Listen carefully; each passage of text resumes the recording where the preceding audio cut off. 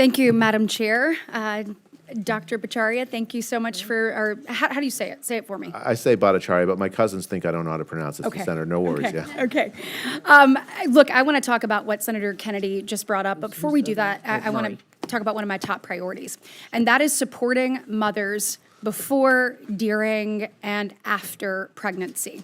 Look, far too many women in this country are dying from pregnancy-related causes. You look at Alabama, we have one of the highest maternal mortality rates in the nation. It disproportionately affects Black women, Native American women, those women in rural areas. When you look at rural areas in Alabama, we have 1/3 of our state's 67 counties are actually maternal care deserts, meaning they don't have access to birthing facilities or maternal care providers. I mean, look, it's 2025. These numbers should be moving in the opposite direction. I am really proud to have co-sponsored the NIH Improve Act. It's to help make sure that we have research to deal with the things that I just said.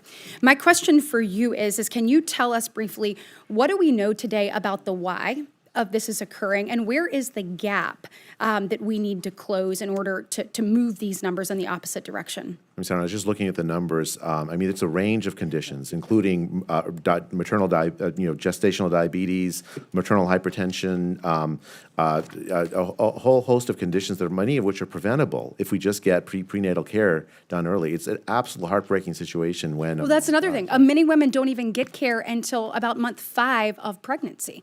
I mean, these are things that we have to change.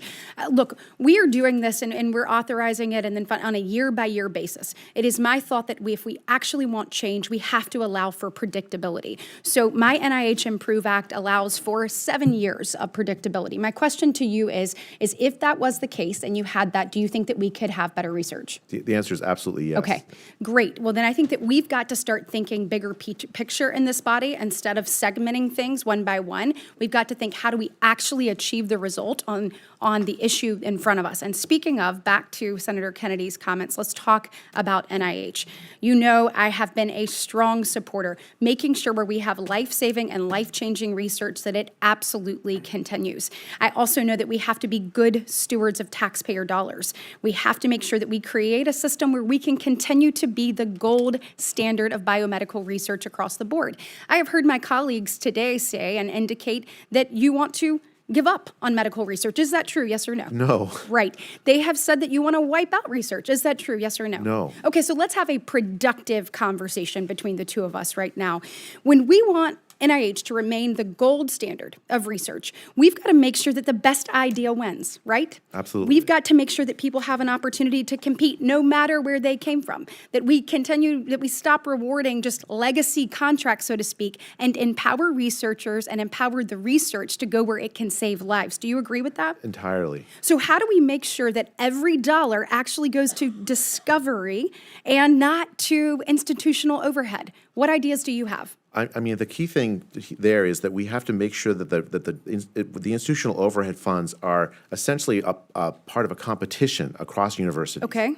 Right now, we have a system that guarantees that a very small number of universities are going to get all of the institutional support. So how do we fix that? Essentially, the key problem now is that we require the institution to have excellent researchers in order to get the institutional support. Okay. It's a vicious cycle because you only attract researchers if you have excellent researchers, if you have the institutional support that the lab space and so on. So we got to break that cycle. Have to break that cycle. How do you do that?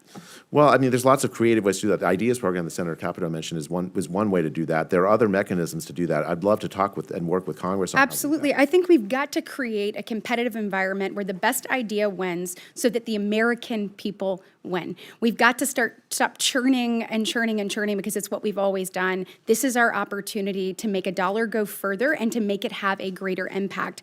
I guess my question to you is if we introduce competition into this arena, which I think is a great idea and a concept that we should explore, if we introduce it into maybe the indirect cost equation, how would that actually bolster or do you think that would, break the system? No, I think it would actually strengthen the system because it would get support to researchers that are in non-traditional places but have excellent ideas that have a much harder time getting support from the NIH. And I think that combats scientific groupthink, expands the base of scientific ideas, and it really addresses the critical roadblocks that we currently face.